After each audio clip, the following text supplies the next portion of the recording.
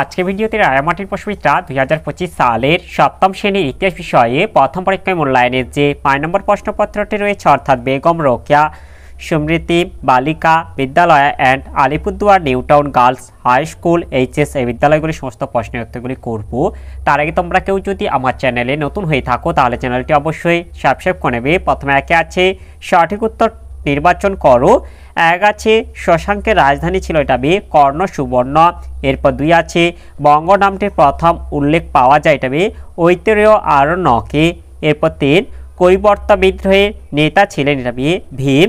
এরপর 4 সকলোত্তর পথনাথ উপাধি ছিল এটা বি হর্ষবর্ধনের। এরপর 5 চোল রাজ্যের প্রদেশগুলি যে নামে পরিচিত ছিল তা হল এটা বি মণ্ডলম।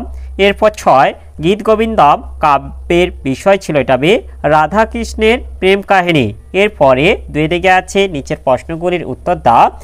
এক আছে বখতিয়ার খলজি কতজন সৈন্য নিয়ে নদী আক্রমণ করেছিলেন, এটা তোমাদের বইতে আছে 21 পৃষ্ঠা তোমরা দেখে নেবে। এখানে 17 কিংবা 18 হবে, দুটোই দেওয়া আছে। কিছু কিছু মতে এটা আছে 17 জন আর কিছু কিছু মতে এটা আছে 18 জন।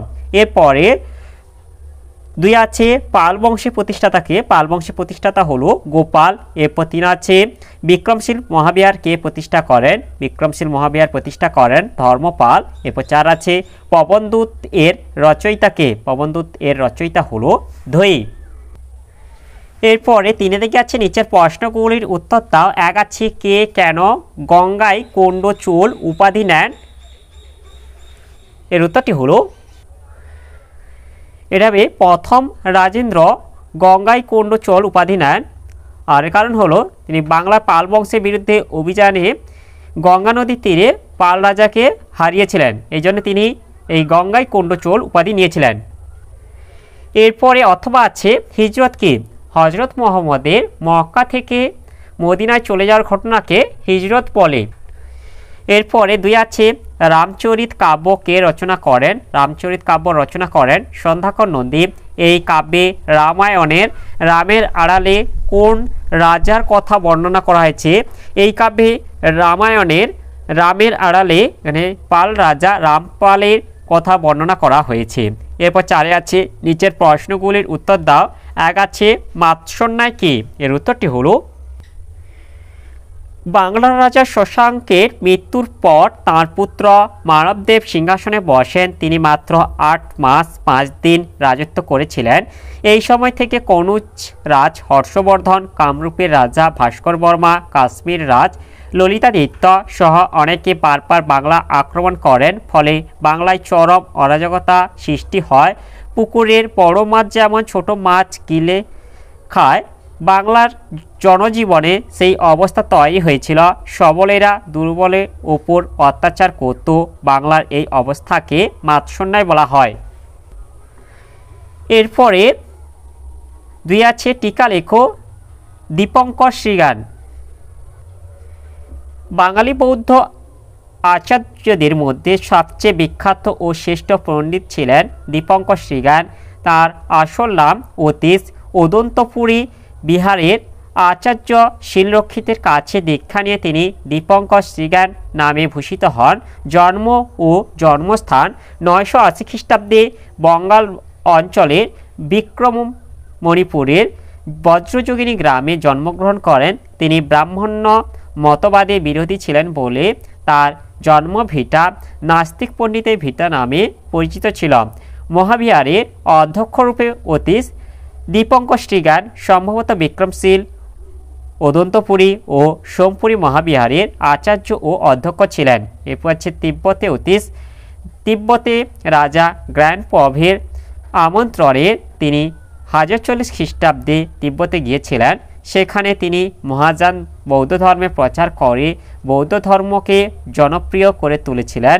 তিব্বতে তিনি বুদ্ধের অবতার রূপে পূজিত হন।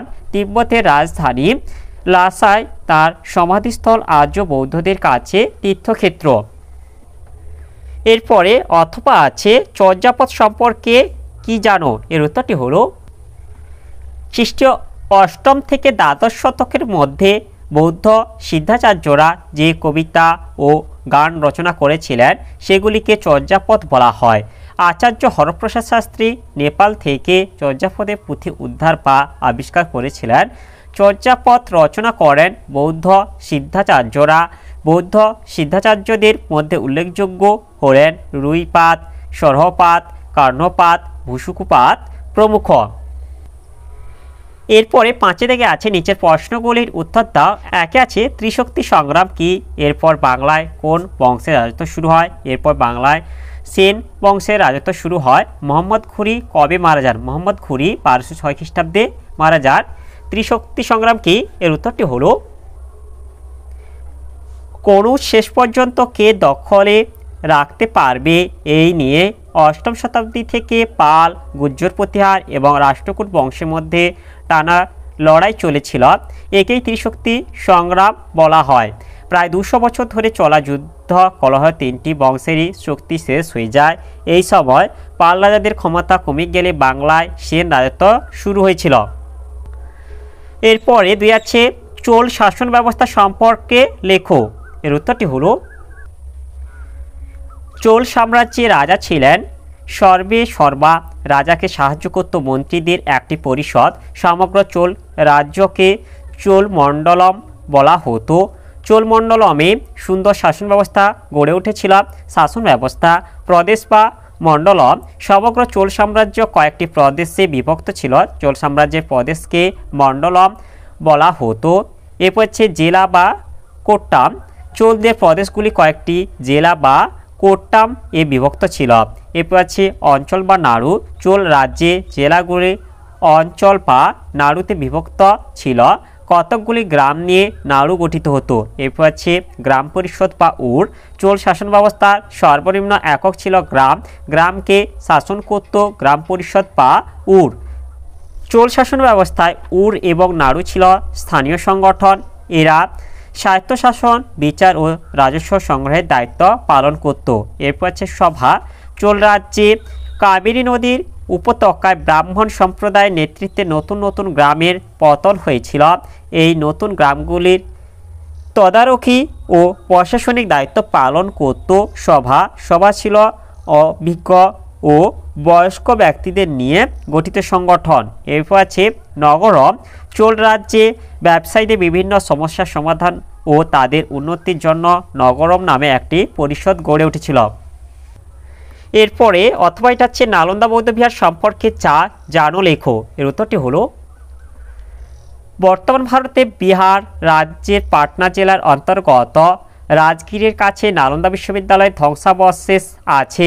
সম্ভবত গুপ্ত সম্রাটদের আমলে খ্রিস্টীয় 5ম শতকে নালন্দা বিশ্ববিদ্যালয় প্রতিষ্ঠিত হয়। তবে সম্রাট হর্ষবর্ধনের রাজত্বকালে নালন্দা বিশ্ববিদ্যালয়ের খ্যাতি দেশ বিদেশে ছড়িয়ে পড়ে। গঠন: নালন্দা বিশ্ববিদ্যালয় ছিল সুদৃশ্য ও সুউচ্চ অনেকগুলি অট্টালিকা নিয়ে গঠিত ও চতুর্দিকে প্রাচীর বেষ্টিত। নালন্দা বিশ্ববিদ্যালয় 8টি মহাবিদ্যালয়ের সমন্বয়ে গড়ে উঠেছিল। পঠন পাঠন: নালন্দা বিশ্ববিদ্যালয় ছিল বৌদ্ধ জ্ঞানচর্চার পীঠস্থান এবং পবিত্র তীর্থক্ষেত্র। এখানে পড়ানো হতো বৌদ্ধশাস্ত্র, বেদ, নীতিশাস্ত্র, আয়ুর্বেদ শাস্ত্র, ব্যাকরণ, গণিত প্রভৃতি বিষয়। এরপর আছে ছাত্র শিক্ষক। নালন্দা বিশ্ববিদ্যালয়ের শিক্ষার মান ছিল উন্নত, তাই এখানে শুধু চীন, তিব্বত, কোরিয়া, মঙ্গোলিয়া, সিংহল ও মধ্য এশিয়ার বিভিন্ন দেশ থেকে ছাত্ররা অধ্যয়ন করতে আসতো। ছাত্রদের বিনা পয়সায় খাবার, জামা কাপড়, ওষুধপত্র, শয্যাদ্রব্য সহ প্রয়োজনীয় সব জিনিস দেওয়া হতো। নালন্দা সমৃদ্ধির যুগে এখানে 10,000 আবাসিক ভিক্ষু থাকতেন।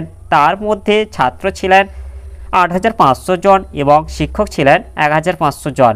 পতন: ত্রয়োদশ শতকে তুর্কি আক্রমণকারীরা বিহার আক্রমণ করে নালন্দা বিশ্ববিদ্যালয়ের ব্যাপক ক্ষতি করে।